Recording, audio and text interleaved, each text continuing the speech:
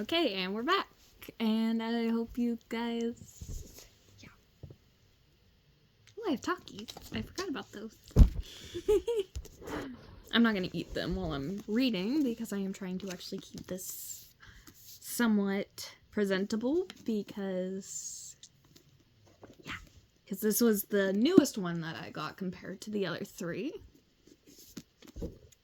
So I'm trying to keep this presentable, so I'm not going to eat my Takis while I'm reading. I have Skittles downstairs. Anyway, Chapter 5. Piper slept a deep, dreamless sleep that night. She woke up late, feeling refreshed. She had special permission to skip classes, so she took her time choosing Wishling outfits from her Wishworld outfit selector. Then she went for a long, leisurely hover canoe ride around the Serenity Islands. Okay, hold on. 2, 4, 6, 8, 10, 12, 14, 16, 17.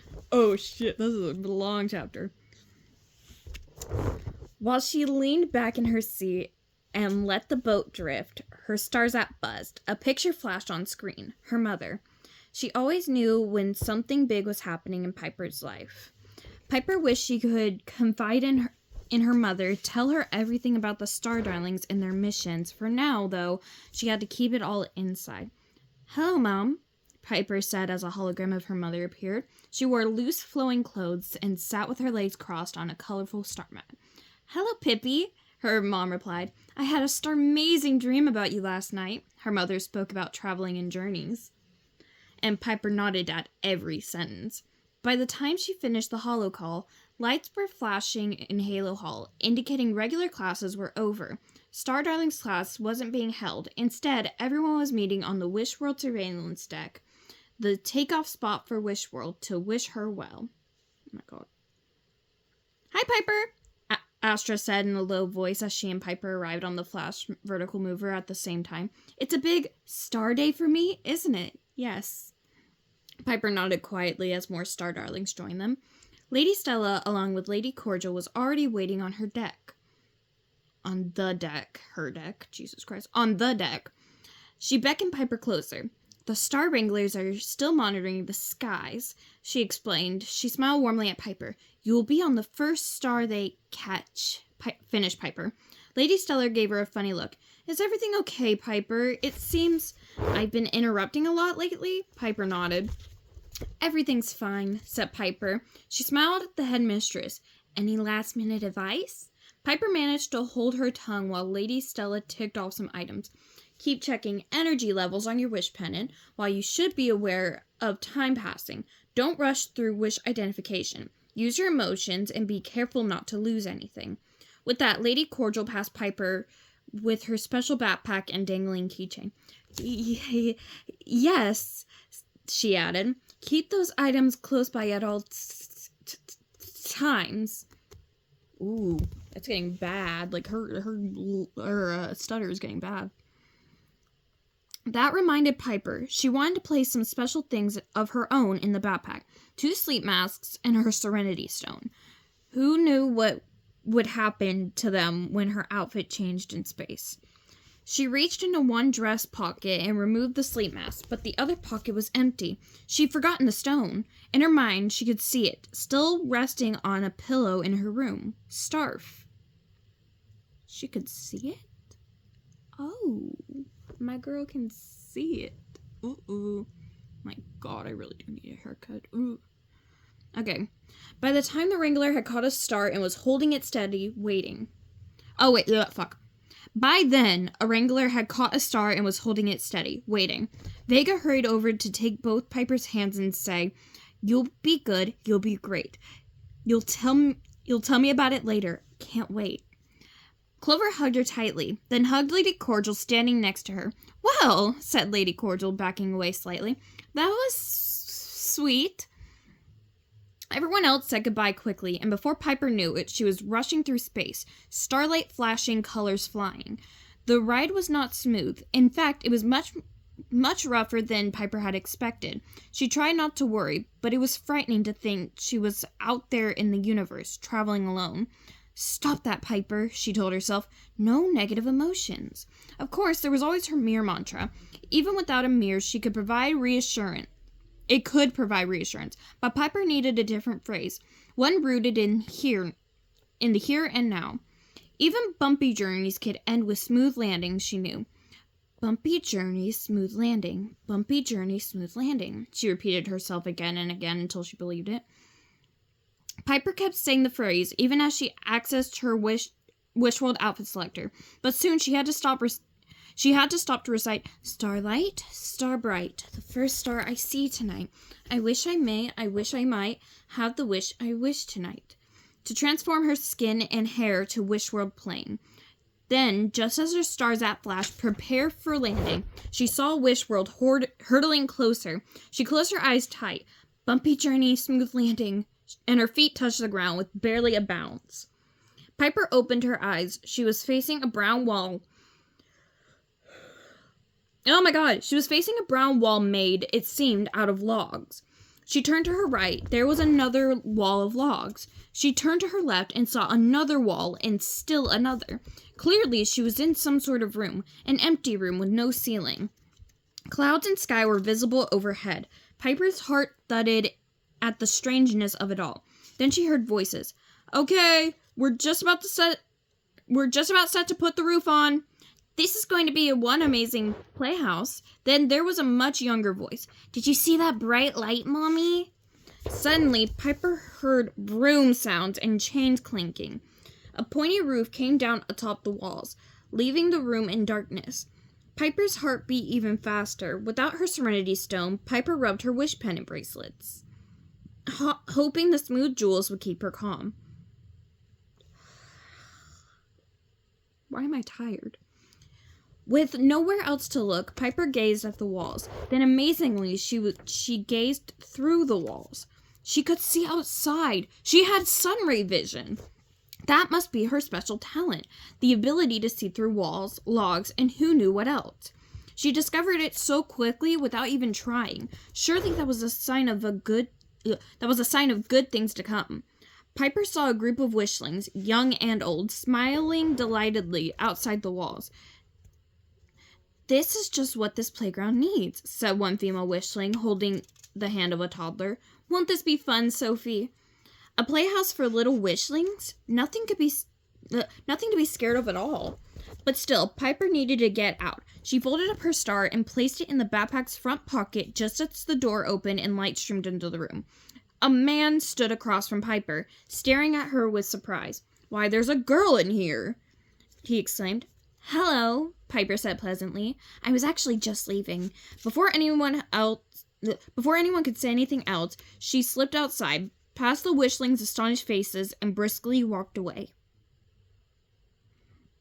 The play space was big and busy, and Piper soon blended in. She paused at the edge to get her bearings.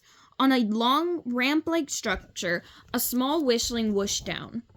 Not head first, shrieked a female wishling, the mom. Piper guessed. Meanwhile, a girl rode past on a very small two-wheeled vehicle, pushing on pedals that moved in circles. Chloe, the dad called out, where is your helmet? Wishlings are very focused on small wishlings' heads, Piper noted. She retreated behind a tree and felt her spirits soar. What a great place to land. She learned about those areas. What had those wishlings called it? A playground? She could have sworn Professor Lumia Wicks had called them playarounds during one of her Star Darlings guest lectures. But really, what difference did it make? She was there with lots of adorable wishlings who came up to her waist. They were all too young to be her wisher, though.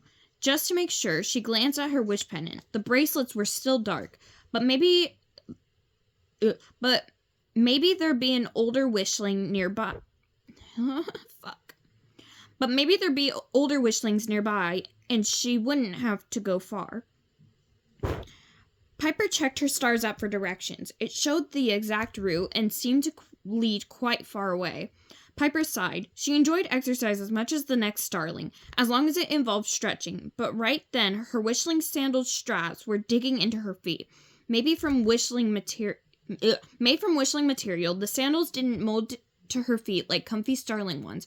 Her long swirly skirt was nice though, and her cropped t-shirt, a vibrant emerald color, with her hair with a rainbow by her heart, was cute and perfect. The sun was perfect too, shining brightly with just the right degree of warmth. And Piper felt a tingle all around her, an air of expectancy.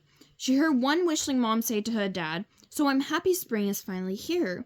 The male nodded. "We'll be spending a lot more time here now that the weather is nice." He glanced at the wishling equivalent of a star zap.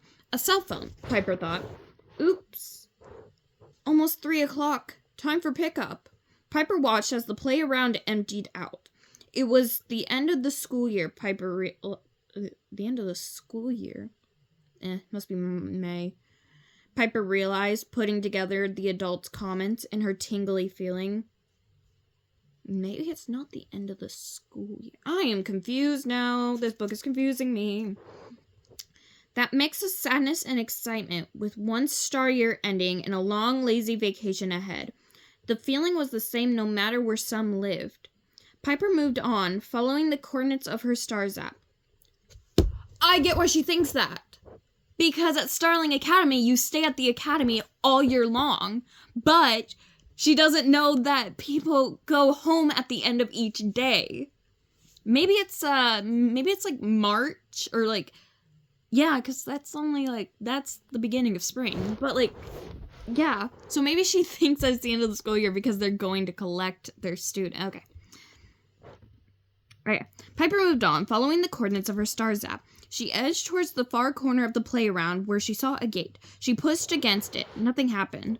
The gate was locked in some way, and she couldn't find a scanner, of course. "Excuse me," said a little girl who couldn't have been more than 3 Wishworld years old. She lifted a hook-like handle, and the gate swung open easily. "Well," said Piper, thank you." She hoped she wouldn't get locked in somewhere else. There might not be a little wishling around to help. Piper continued down a tree-lined street with small, cozy-looking houses. Each one had a wide porch that wrapped around to the back. In front of one, Piper stooped to pick up something from the sidewalk. It was shaped like a tube around the length of her arm and wrapped in a clear sleeve. She could read words through the wrapper, although it clearly wasn't a book. Greenfield was most likely the town's name, Piper thought, and it was fitting. The town had wide yards and grassy plots around the walkways. But what did crier mean? Piper pinched the tube to see if it would actually cry. It stayed silent. Then she noticed a man walking up to another house and picking up a tube. "Late delivery today?" "Late delivery today?" he said to Piper, taking off the wrapper and unfurling the tube into flat paper. "I missed it before I left for work. Still, it's nice to look over the newspaper in the afternoon, too." A newspaper! She learned about that in her Wishers 101 class last year, and Professor Alara Ursa had gotten it exactly right. It was exciting to actually hold a newspaper in her very own hands. The professor had said that more and more news was being delivered electronically, like it was on Starland, but many wishlings still had papers delivered to their homes. "Are you visiting the Trunks?" the man asked, interrupting her thoughts. "Trunks?" she repeated. Was he asking if she was visiting trees? "Yes, the Trunks," he repeated, pointing to the house behind her. "Ah," Piper said, remembering that wishlings might be referred to by their last names. The house and the newspaper might belong to a family called the Trunks. "No, I'm just picking up the newspaper for them." There, she placed it carefully on the front steps and kept walking.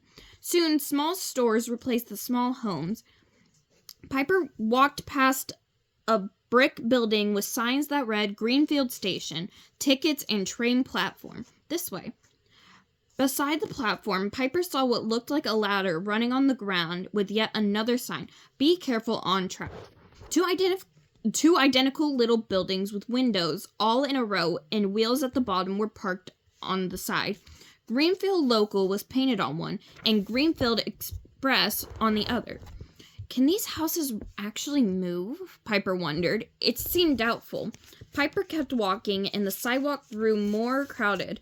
Some wishlings hurried into and out of stores, carrying stacks. Another walked more slowly while chatting with friends. She passed the coffee corner. Peeking inside, she saw everyone drinking out of mugs and cups. Coffee, she remembered reading in a hollow textbook, was a staple of the adult Wishling diet, but she had never realized it was a drink. Then she stopped in front of a place called the Big Dipper. Her heart skipped at the words. Home, she thought. The older Starling's dorm. It gave her a pain just thinking of Starling Academy while she was here. In a place where she couldn't even leave a children's playground without help. But what was this place? A line snaked out the door, so it must be popular. People were leaving, gripping cone-shaped holders with scoops of brightly colored food inside.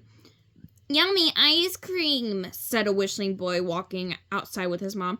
Ice cream. She heard about the frosty dessert too. Maybe it was called the Big Dipper after an ice cream scooper, not the Constellation. Next, Piper passed the Greenfield Library and a flower shop. Finally, the Stars app led Piper to a place called Big Rosie's Diner. It was marked with this glowing star on her Stars app screen. She was there, the spot where she would meet her wisher. The diner looked a little like one of those vehicles she walked by earlier, only this one appeared to be stuck in the ground. Piper's... Pretty flower boxes hung just below its windows. The diner was sweet-looking and inviting, with bells above the door. They jingled when customers came in or went out. A diner, mused Piper. That sounds like dinner. It must be some sort of restaurant.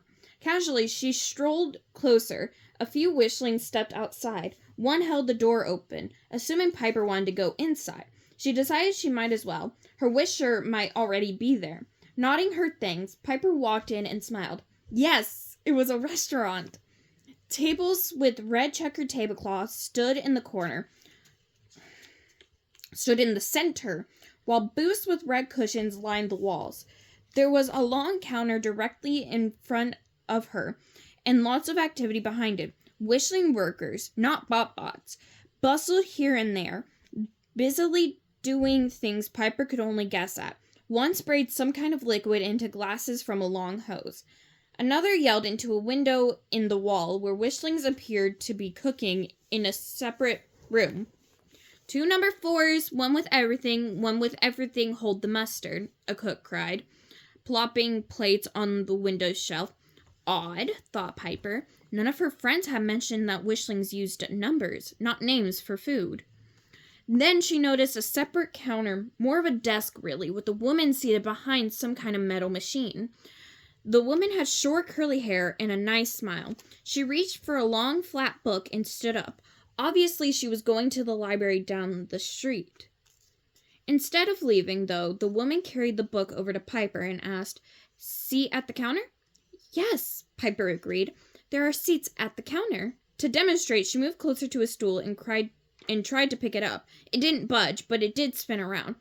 "Oh," said Piper. She couldn't resist sitting on it, pushing off from the counter as it twirled squeakily. "Starmendous," she said. It reminded her of the Story-Go-Round rides back home. Of course, those rides flew in the air, too. The woman held up the book. "Would you like to look at your book?" Piper said.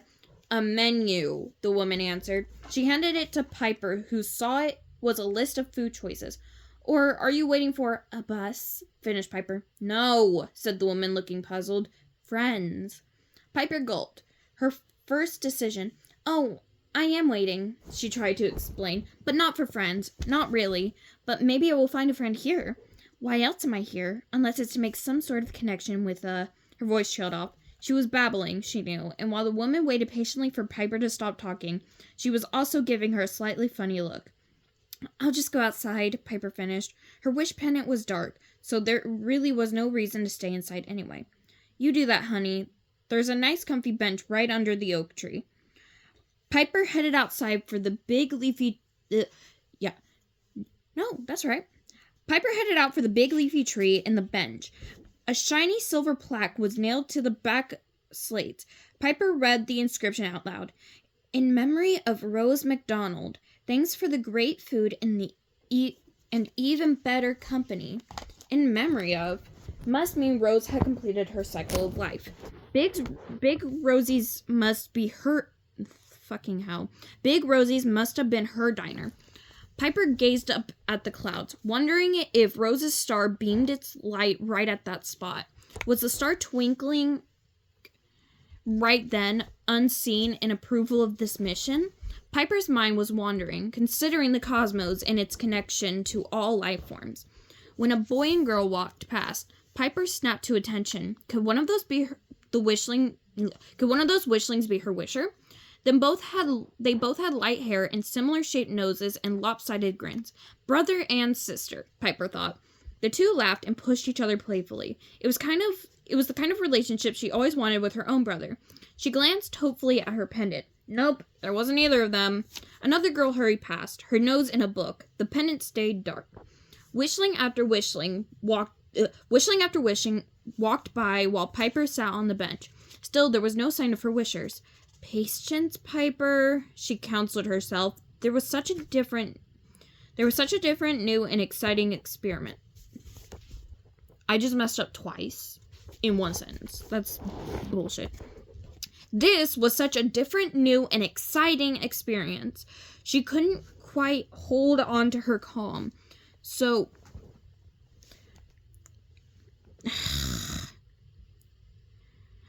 much could go wrong, so much depended on her. But she'd been waiting on that bench for a long time. What if there was a problem with her pendant? And that was why it wasn't lighting up. She shook the bracelets lightly, then harder and harder. "Stop it, Piper," she ordered. It was time for her mirror mantra. She crisscrossed her legs in her favorite meditation pose. "Dreams can come true," she said out loud. "It's your time to shine." The pain revealed Piper's shimmery skin and hair, but just for an instant, and just for her to see.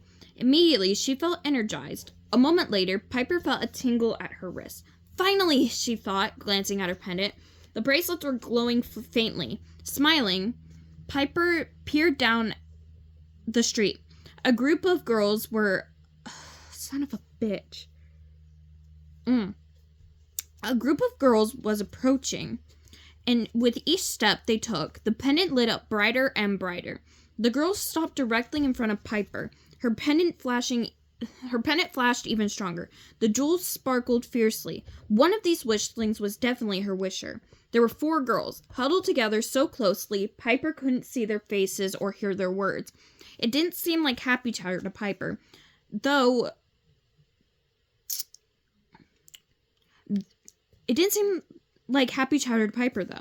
With the girls talking about the cute boy in class or the latest fashion, something was up.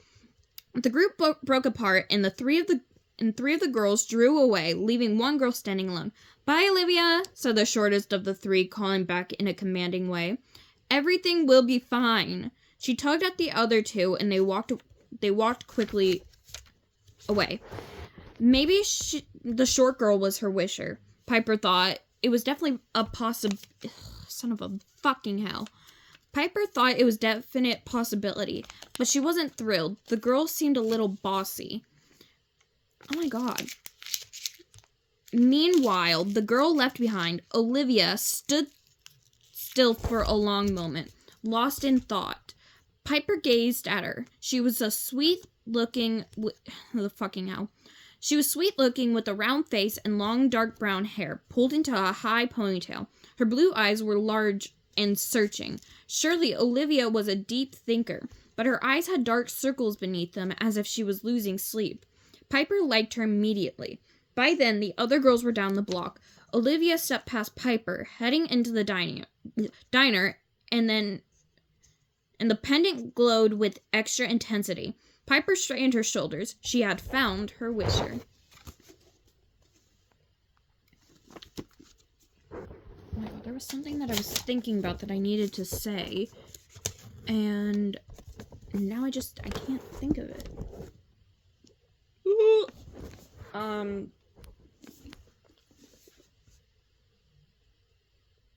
Nope, I can't think of it again, but it will come back to me, I'm pretty sure. So I will see you guys in the next video.